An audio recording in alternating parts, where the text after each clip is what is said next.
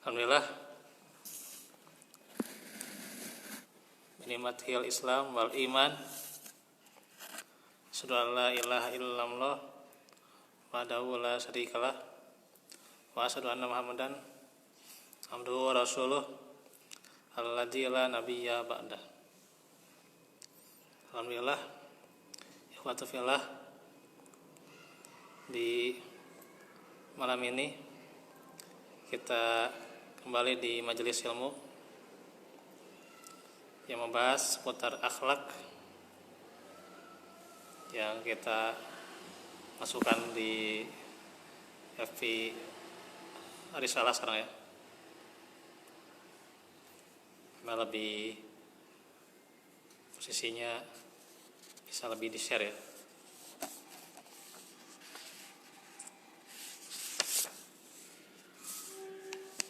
Baik, kita akan melanjutkan tentang bahaya sifat sombong.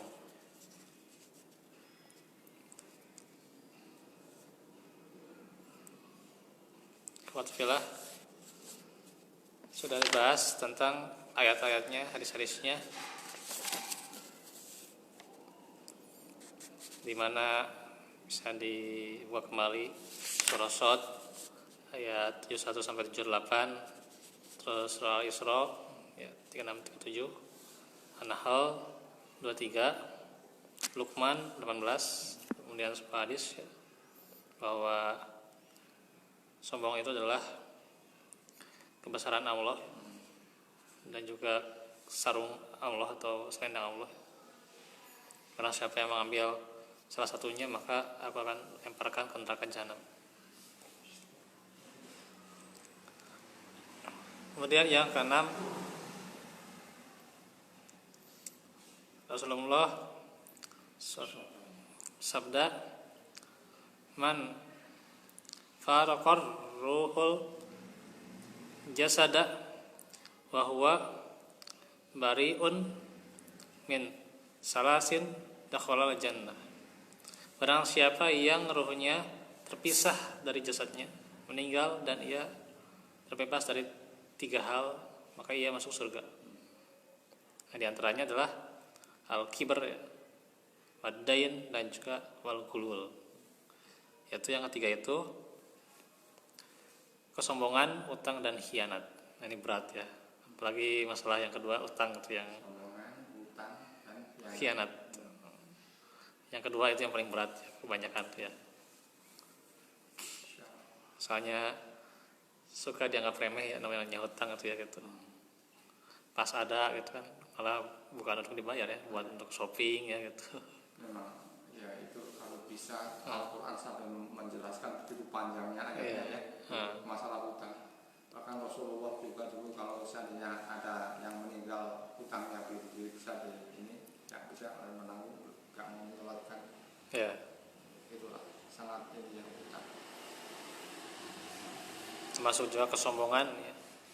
Itu tidak akan masuk surga ya gitu. Bahkan tidak mencium wanginya ya di keterangan yang lain. Dan juga khianat. Orang yang berkhianat, kalau kita tinggalkan yang ketiga ini ya, sombong, utang, dan khianat itu, saya akan mudah masuk surga ya gitu. Selamat insya Allah ya. Iya. Masya Allah, itu berat semua ya, kalau yang akan menjaga amanah ya gitu. Nah, itu amanah. Amanahnya.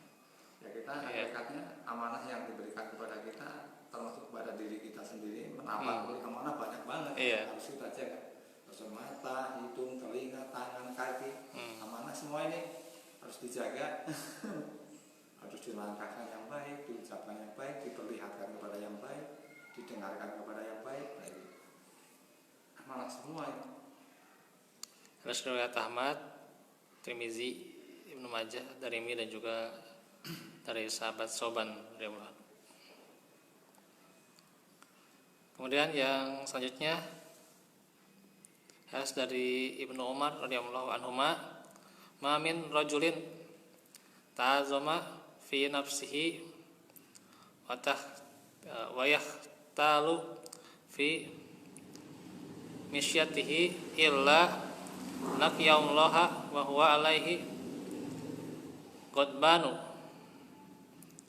Tidak ada seorang pun yang merasa sombong dalam dirinya dan angkuh pada cara berjalannya, ya, kecuali dia akan bertemu dengan Allah dalam keadaan Allah murka padanya. Itu orang yang jalannya dengan kesombongan, ya, itu bisa dalam dirinya, ya, atau angkuh dalam cara berjalan, ya, itu Allah akan murka di hari akhir, ya. Tuh. Ya, rasa-rasanya kalau kita berpikir yang bisa terhindar dari sifat sombong itu orang-orang yang lebih pasti, yang namanya manusia sih terbesit ada wae yang sedikit dalam apa ada kita dalam kita merasa lebih segala baiklah kadang-kadang timbul. Itulah yang padahal itu semua harus kita jauh.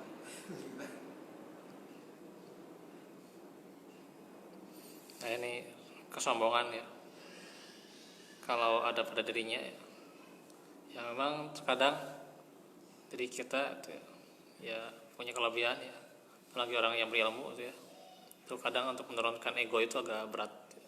Beratnya memang, Ya, ego karena ilmunya, ya, ketika dalam sebuah permasalahan, ya, kadang disalah-salahin juga dia nggak mau mengalah, ya. ya, di saat kita dilebihkan oleh Allah dalam segi pandangan apapun dan sisi apapun, kita istilahnya bisa menjaga supaya kita bisa tetap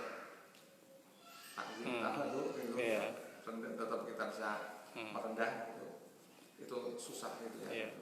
Bos itu kelebihan harta, kesehatan, pangkat, jabatan, ilmu sekalipun itu susah memang, gitu. Iya, ego itu ya bisa jadi ego juga terhadap usia juga, ya, karena masa paling tua lebih pengalaman, lebih banyak ilmunya dan sebagainya, kan. Ya, itu juga keegoan, ya.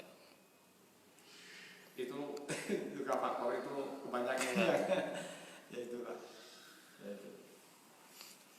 Padahal itu oleh Allah sangat ini, ya, Iya, sangat tidak diperbolehkan, sangat tercela. sangat tercela. Sifat rasa sombong itu, ya, kadang ketika masalah sesuatu, ya, kita harus ada itu, ya, proses kita menyebarkan ilmu, gitu, ya. Ada juga nantinya kita harus mengalah, gitu, ya, dalam sesuatu itu, ya. Ketika misalnya memang kita disalah-salahkan atau emang terbukti salah, gitu, ya, itu harus bisa mengalah, ya, gitu. Jangan kita merasa lebih ilmu, kemudian ada caranya masing-masing, gitu, ya. Ada terus otomatis mengklaim saya yang paling itu lah. Iya. Udah urusi aja dirimu sendiri, nah, kan sampai keluar terlontar kata-kata kayak gitu, kan, gitu. Urusi aja dirimu sendiri, gitu, kan, nah, itu sampai segitunya, ya, gitu. Itu adalah perkataan yang sangat tidak disukai, ya, sangat tercela. Dalam riwayat Ahmad, Bukhari, dalam Adabul Mufrad, Al-Hakim,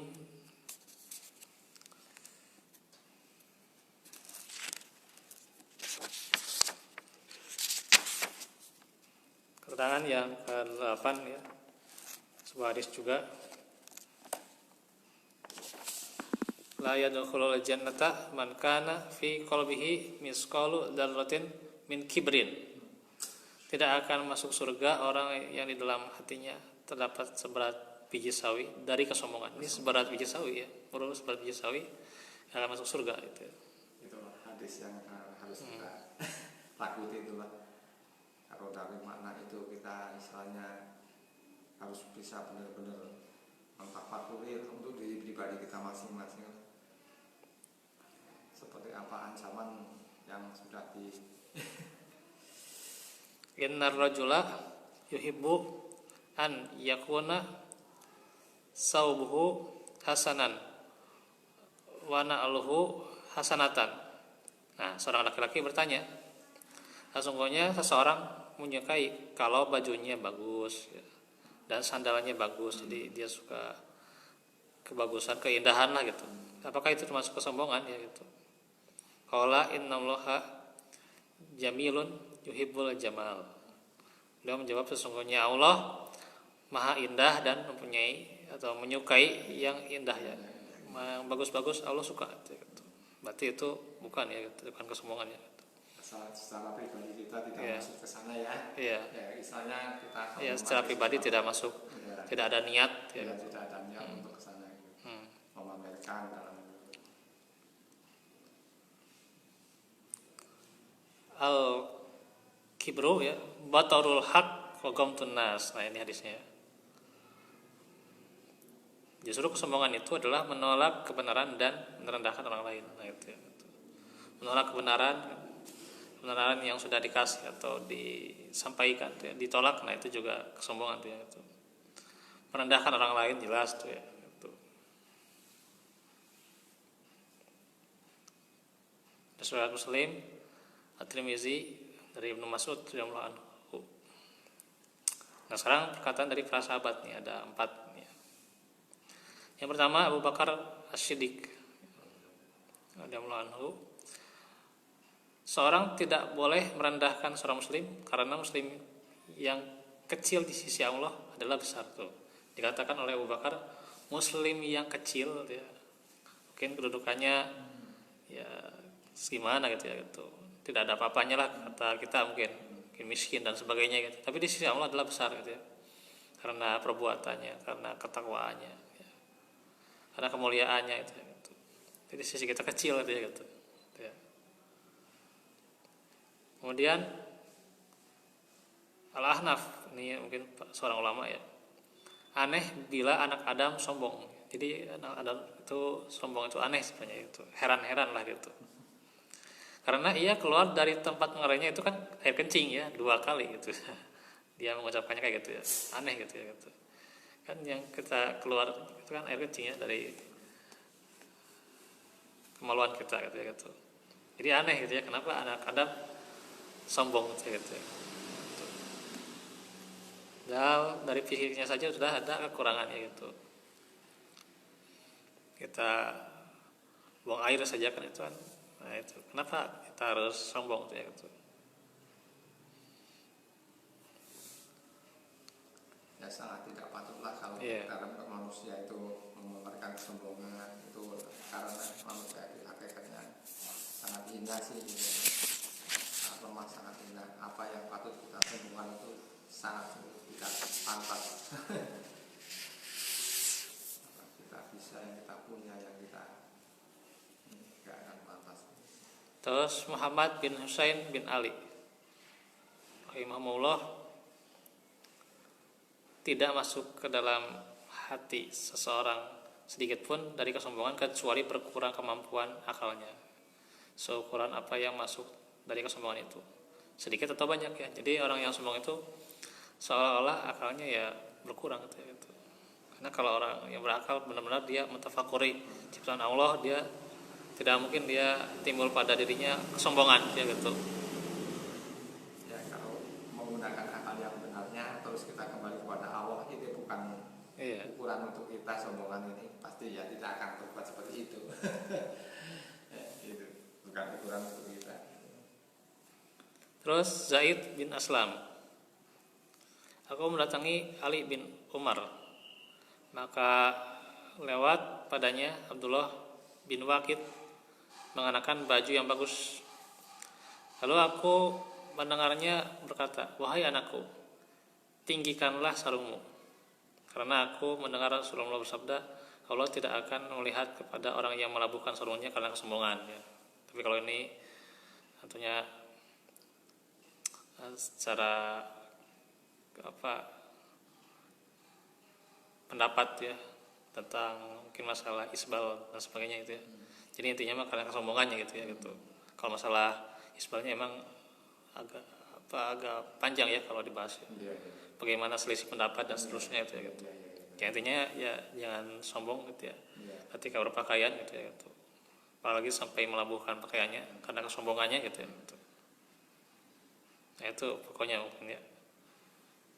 Karena kalau kita lihat penjelasan tentang isbal ya Allah alam itu agak kalau kita lihat ya banyak lah gitu pendapat, dan kita tidak bisa gitu ya saling menyalahkan gitu ya ketika memang dia punya pendapat yang zahir, yang hak, hujah yang benar kan. Ya memang dulu saya juga belum tahu ininya, seperti sholat itu sarung rada pakai celana panjang-panjang itu sarung di atas itu dikit, jangan menutupi mata kaki. Iya.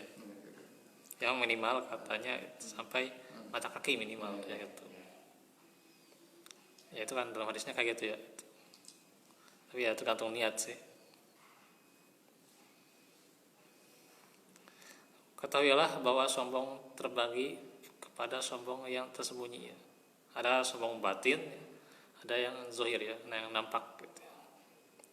Yang tersembunyi adalah akhlak dalam jiwa ya. Dan nampak adalah amal-amal yang tampak pada anggota badan, yaitu ya kayak pamer dan sebagainya gitu.